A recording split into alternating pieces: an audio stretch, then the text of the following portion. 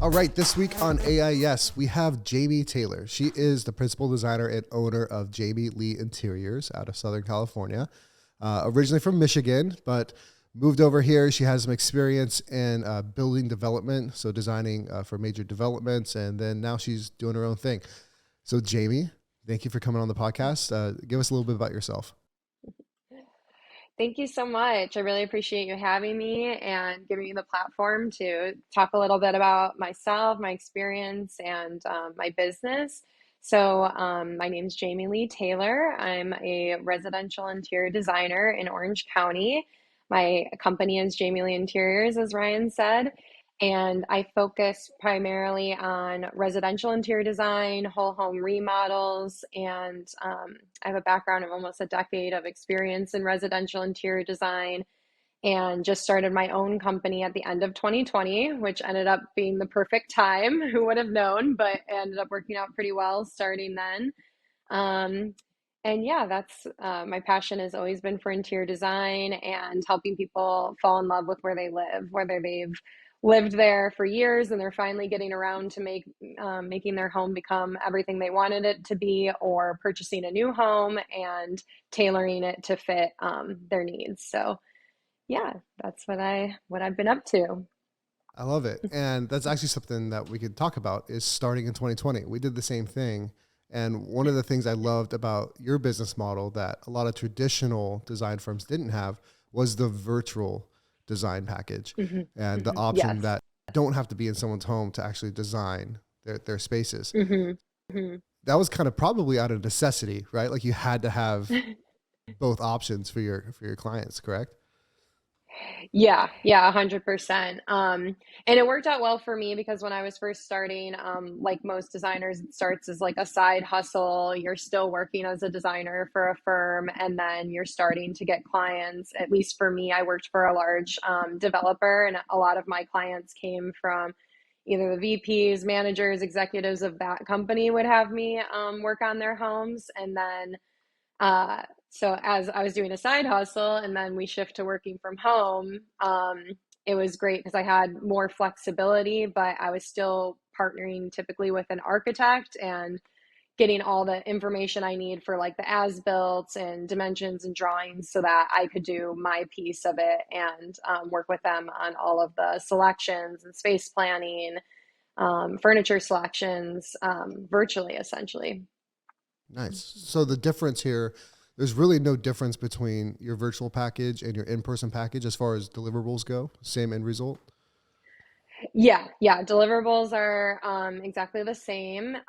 Obviously, you lose a little bit of that in-person connection that you may have. But I think with everyone's schedules too, it's really nice for the client as well to be able to jump on a Zoom call either during their lunch or something like that, where we can go over all the selections and um, everything. But essentially, the same exact process. Yeah. Cool. I like it. And so in design, and I know our last conversation we had before, we hopped on this podcast, probably about a month ago now, if not longer. Um, we really dove into space planning, and that was something that really I feel a lot of designers don't really get into the nitty gritty of, but it's one of the most Hmm. important parts Hmm. of the design. So kind of walk me Yes. through how your design process works, the importance of space planning, what you're looking for when you're really laying out a renovation or a new build. What's your process there? Yeah. So the first process is a conceptual design phase, and what I call is phase one. And I basically let the client know, like, until we really get an understanding and dive into the programming of everything you're looking for, your design aesthetic, and what this is actually going to cost. It's really hard to make any decisions, like to just jump in and start planning a kitchen design when you don't have those foundational aspects in place. So, um, kind of approaching it with a strategy of like, let's look at the space plan. That's the very first priority. Making sure that the space is going to function for you correctly, because all the finishes and everything are great and beautiful and add so much to the space. but without those core foundational space planning pieces set in place, it's kind of like a puzzle. Um, you know, aesthetics can only take you so far, and throughout the years of using your new space, if it's not correctly planned out, you're going to see or recognize those issues pretty soon into moving back in, and that's no fun. So I really like to work with, a lot of the times I'm collaborating with an architect on the project, and we're really diving into that programming, getting to know them inside and out, how they like to entertain, how often they like to cook, and all of that information drives the decisions in space planning and selection. So for planning, essentially, what I'm looking for is taking everything that they're looking for in the space and then combining it with kind of those key requirements that we have, like how much walking space do we need, or path between an island and the perimeter of cabinets, and where do we want the main appliances to go, what size are those appliances. All of those pieces help you in that process of making decisions on how everything's going to best lay out for them. So the main process is starting with programming, and having those really, I think asking the right questions is a huge piece of it.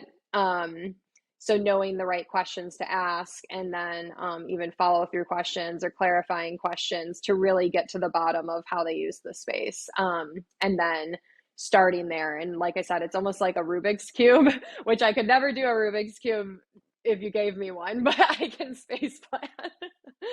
But yeah, it's kind of figuring out how those pieces fit together. Yeah. And what we've found, because we're only design build, like we're not going to do a project Hmm. without a designer Hmm. involved, oftentimes architect as well. But we found like Hmm. Hmm. homeowners have this delusions of grandeur almost. And I like how you said in the first phase, like the conceptual phase, you're going through like, what is this going to cost? And what are you Hmm. seeing? Are you really consulting with the homeowner on behalf of their budget and kind of orientating this design around, you know, a fixed budget that they want to stay within, and then handing that off to a contractor? Or do you feel homeowners even have like a realistic view of how much custom kitchen costs? Like, Hmm. what's your process there as far as dialing down to a number, staying within that number, and making sure that that contractor is not going to go over budget? Yeah, so budget is a huge piece, and I won't start a design unless they have an idea. Sometimes it's flexible, sometimes it's not flexible. So getting to the bottom of where we are there is really critical in the beginning. But at the same time, it's kind of like a catch 22 with budgets, because until, like, I can give you an idea of what I've done for past projects, but that's very customized to all the selections that person made. Like that, I could say, okay, this was a $300,000 remodel, but we did LVP floors. And now the client I'm talking to is trying to do engineered hardwood. So we're talking about, a pretty significant cost increase there. And so until I kind of dive into that programming, I try to get that number, and then be realistic with them on what materials typically would fall into that. And, but I'm always going to design first and give the client what they're looking for, and tell them educate them on what things cost. They may have never done a remodel. They may have done one 10 years ago. Maybe the last time they've even bought a sofa could be 10 years ago, and they just have no idea, like, the impacts that inflation has had, what things cost. But they typically have an idea of what they want in terms of materials, and it's bridging that gap of like what you want and what it costs. And typically there's a conversation in phase one where we're just being very transparent about what things cost. And honestly, at the end of the day, it's going to come down to making some decisions and some potential compromises. But I never really want to compromise on the quality of products that I'm presenting to them, so I make that really clear on how important that is, and where we can save money and where we can spend money and invest it. So they're really looking to the designer as that professional who's going to guide them and still give them something that's beautiful and quality materials, but within that budget. And so phase one, I always say, like, we're not going to move past phase one until we have the space planning done. We have the overall direction and the finishes and materials. We're talking about what all of that's going to cost, and we're bringing in a contractor. So in the beginning, I used to bring the contractor in after all the design details were done because I thought, giving them as much, detailed drawings and everything does help with refining the price. But in terms of getting the conversation going about cost, like, bring them in as soon as possible and have those conversations up front. Um, because I know what finishes and everything costs, but I'm not a contractor, so that's not my business to do construction and all the labor piece, and that's a huge part of the budget. So bringing them in, walking them through with the client, giving them the whole game plan, the vision, with the caveat that things could change. We're still in the process of making decisions, and then just having a sit down and going over everything and saying, okay, this is where we're at, and this is what you wanted to spend. Here's some suggestions if we wanted to get within that investment range that you were looking for. And sometimes, though, after they just know the numbers, they sit with it for a week or two, and then they say, you know what, this is actually really important to us. We are going to invest that extra 50,000 or whatever it may be, because we really do want to have the hardwood floors over LVP or something like that. So and then sometimes it comes back and say, okay, well, what's the strategy to get within the investment range? So working all together on that is just a huge part of the process. And then that's what helps and makes the process more enjoyable, because I like to collaborate with contractors where we're like, we want to minimize change orders 100%. Like, we want this to be enjoyable, where we said this is what we're going to spend and this is what we're going to deliver. And unless something changes in the scope or the quality of the materials, they fall in love with a slab that was more than they were planning to spend originally, then those things are understandable throughout the process. But we're really trying to go into it with that number locked in place. I love that process. And I like how you bring that contractor in early, because the age old battle between designer and contractor is exactly what you're talking about here, is when the designer 100%. designs something without consulting with the potential contractor on the project. And then the contractor's like, well, this is a $250,000 kitchen and the homeowner's budget was 150. And there's just a disconnect there, and it just leads to a faulty process. So I love that you are actually bringing in a contractor, consulting with an architect and them, and then telling them the vision of this project and having it as a team. And that's where I think the real future of this is going, is these types of upscale custom renovations. They need to have a team. It's not the traditional model of, okay, homeowner gets a designer makes all these plans and then goes to a contractor, and then 10 different contractors bid this out. I think they're going to be vetting teams and preferred partner. I guess as far as I'm sure you have preferred trade partners that you work with to bring and introduce to the homeowner. I can't tell you how many projects we get. We get an outside architect, and then the homeowner takes those plans and goes to an outside designer, and then she designs it, and her design is completely different from the architectural.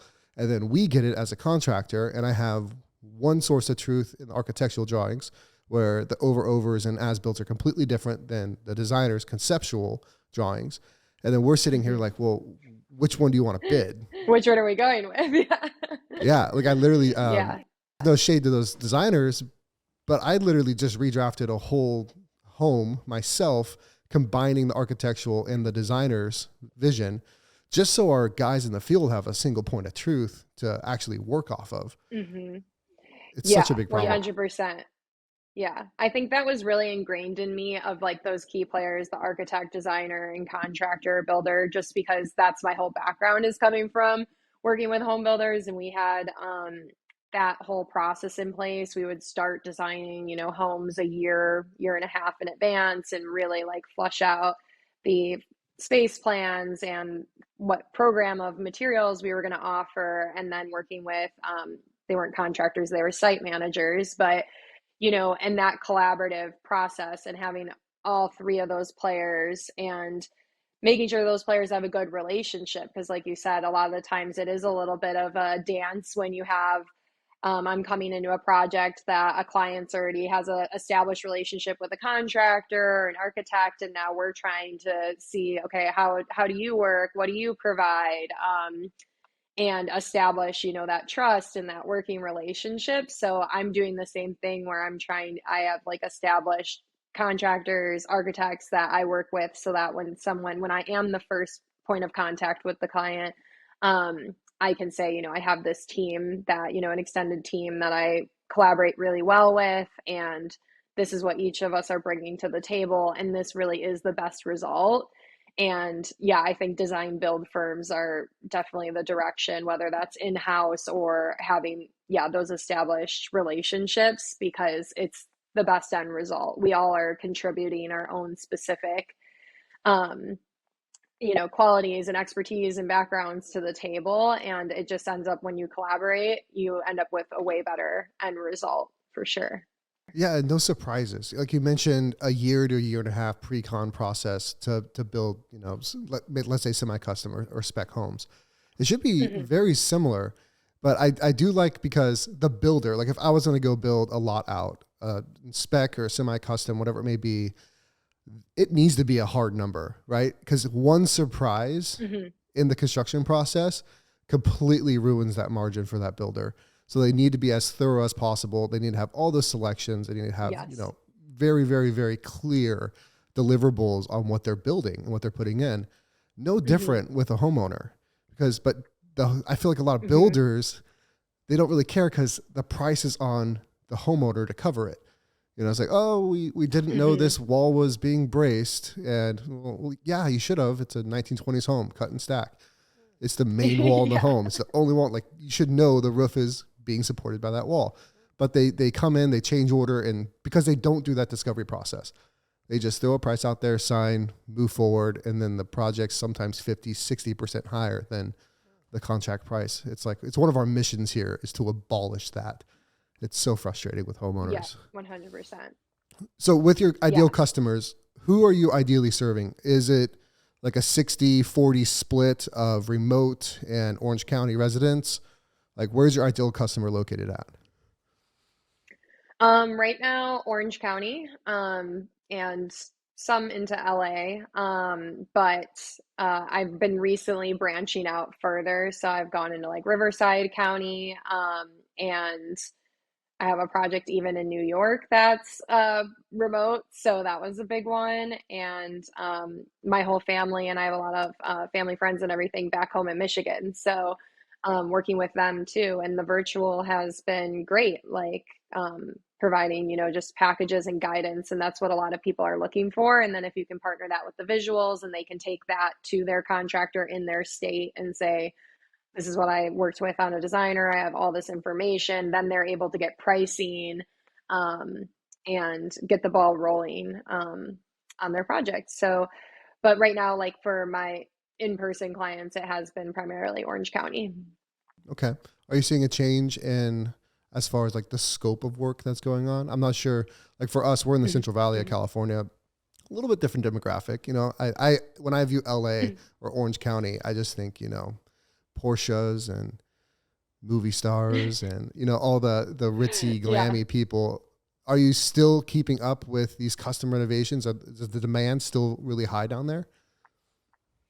Yeah, like I pretty much everything. I'm really fortunate that I mean, my background is really familiar with, whole home design, and that's what I'm in. I'm very rarely doing like just a kitchen or just a bathroom. It's typically the whole home, and uh, the budgets are anywhere like from 500,000 up to 2 million down here. And yeah, I wasn't sure with the shift into 2023 where we were going to be going, but it hasn't really slowed down. Like people are still wanting to invest in their homes. Like the new construction side, I can't really speak to that, but at least like the remodeling side, I haven't seen too much of a shift. It slowed down a bit. I mean, it went a little crazy in 2021 because everyone was like, "Oh my gosh, like my home just increased in equity. I'm gonna take this is the time to like pull some of that out, make my home what I want it to be. I'm working from home. So that was obviously a huge shift in 2021, 2022. But I'm still, yeah, I'm still doing pretty large scale projects where people are still wanting to invest. Yeah. Yeah. So you're saying we need to move down to SoCal, essentially. Yes, we're waiting for you down here. Let's do Oh, it. that'd be awesome. So coming from the builder side of things and having, you said you did some design for execs and VPs at that company, but a lot of things was really generated by that company building, right? Developing. How has it translated to Mhm. actually acquiring new customers for you? Like kind of the business mode of design? Because being a designer or being a Mhm. contractor, it's great, right? We love what we do, but there's the business Yeah. side of it that oftentimes could be a curveball. How did you handle that? What are you doing to acquire new customers? How have you structured the business side? Yeah, that was a huge piece of it, honestly. And I was listening to Carrie Ann. She works for you guys and does design for you. And I was just relating so much to her background with school because we don't really walk away with those key things. It's all like really focused on the creative and um, so some of those key like business principles are not set in place. So it's definitely been a learning curve. Like I said, I've only been doing this since the end of 2020. So working for a developer, I didn't really have to figure out how to market myself or where to go get the clients. Like that was their role, and I just delivered on what my expertise was. So I've definitely had to put on a new hat of being a marketer who sells interior design services instead of like an interior designer. um, and a lot of that, I've been fortunate because I've had these kind of key partnerships with contractors, architects, that we kind of like, whether the client comes to them first or to me, like I'm getting a lot of referrals from them because they're saying, you need to have a designer. I'm going to connect you with Jaimie. But also doing a lot of networking, more networking than I've ever done in my life. So that's been a huge piece of it. I haven't fully stepped into a full marketing program. I've been fortunate that like the word of mouth and referrals have, been keeping me going. But that's a piece that I'm still learning about the sales and marketing every day because it's a whole new animal that like I'm not an expert in. But I think, yeah, having those key relationships. And since I was so established in the builder industry, like all of my friends and everyone I know either have moved on from that builder and worked for other builders. And so I have a lot of connections in the industry. So I'm very fortunate for that. And I think that was my key strategy. Even when I always knew I wanted to start my own business, I was like, I'm going to move from Michigan to California. I'm going to get some experience under my belt, establish relationships in the industry, and that's going to serve me when I am ready to like go out on my own. And it's proven that worked for me. But yeah, sales and marketing, that's a whole other thing. And I want to hire someone to take that off my plate as soon as possible. I don't blame you. Yeah, it's a lot of work. Now, actually, so from Michigan to California, what actually drove that move to California? It's kind of random, but I had never even visited out here, never vacationed. It wasn't like we had come out here like growing up or something, and I always knew. I don't know if it was just watching all like HGTV growing up or the Kardashians or whatever I was watching.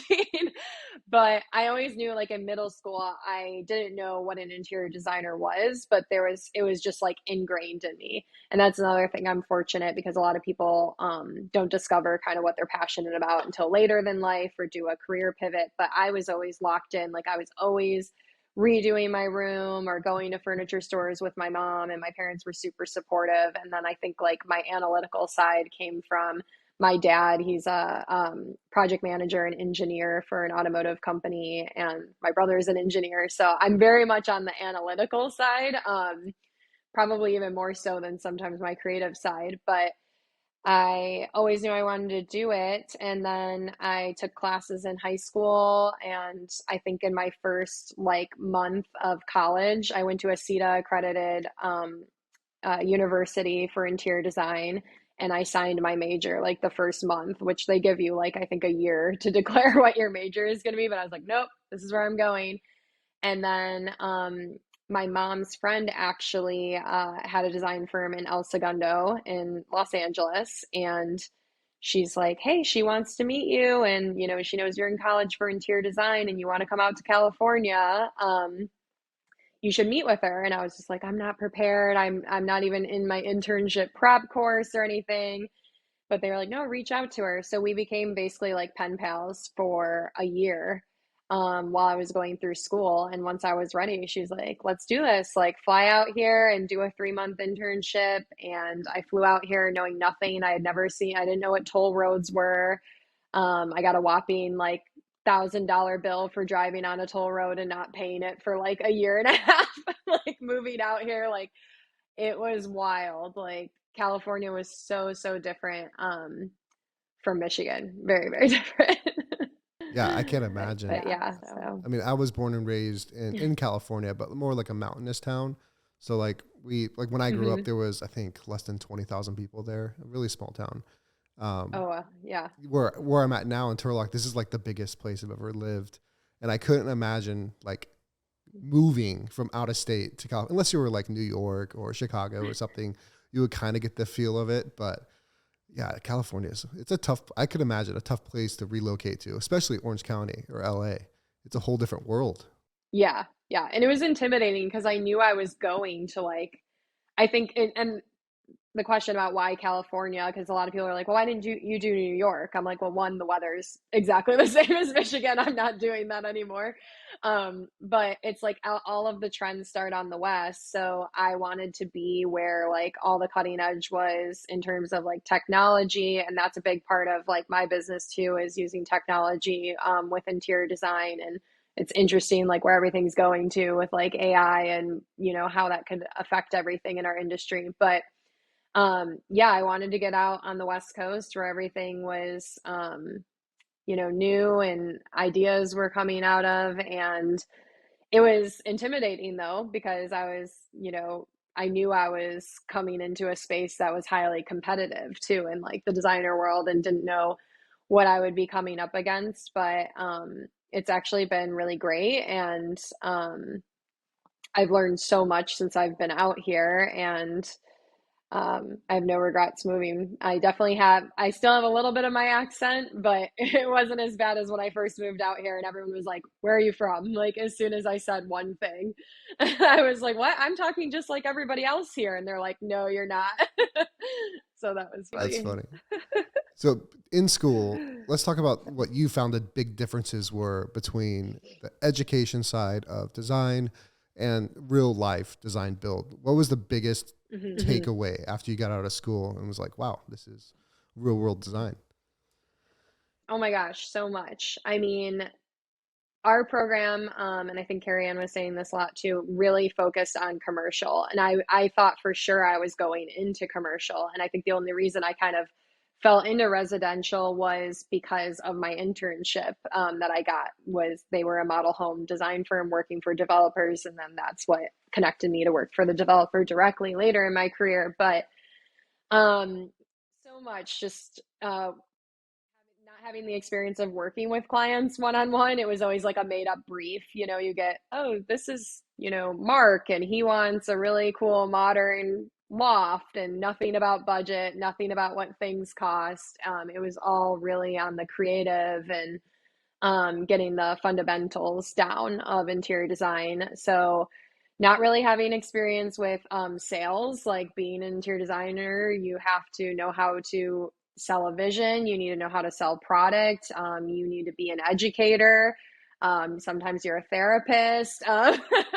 So you're all these different things that, you're not used to coming out of school. And then I think the other big learning lesson was I thought I was going to graduate. I'm like, I have a bachelor's interior design. I'm going to be a designer right from the get. Like, why wouldn't I be in that position? And it was like, no, you're starting at the very entry level. Even if I was the most educated in terms of formal schooling, I had no experience. And I don't know why that was kind of a shock to me. I think I just expected to start at a designer title, and there was a lot of like learning of like, no, I have to learn how like the business is ran. I may know the fundamentals of design. I may, have a great eye and have the skills and the CAD skills and all of that. But like, if you don't know if you're going to go work for like a small design firm or a developer, whichever way your path takes you, kind of humbling yourself and saying like, I got to start from the bottom and learn and get experience. And so that was like kind of a shock to me. I don't know. In school, it just made it sound like you're going to start off and you're just going to be this renowned like designer. And I think, that's really positive. Like they're encouraging you and they're excited for you to get out and like start your career and everything. But it was definitely like a little bit of a shock to be like, oh, I'm not even a design assistant. Like I'm like down at the very bottom and have to work my way up just like everyone else. So, um, that was huge. And then something, I mean, going from designing model homes and working with a developer, that was just different because model homes are essentially a marketing tool. And I wasn't working directly with the homeowners.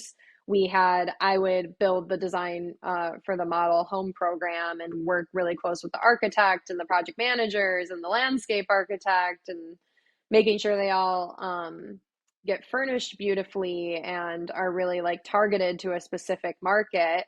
But I didn't have a lot of those skills of working with in custom residential and being like, okay, this is completely different than having a program that's all pre-priced and we're just kind of like selecting, from the products within each like level of that program versus like we can do anything and like really getting to know your clients, managing their budgets, all of that. So there's been a ton of lessons outside of school for sure.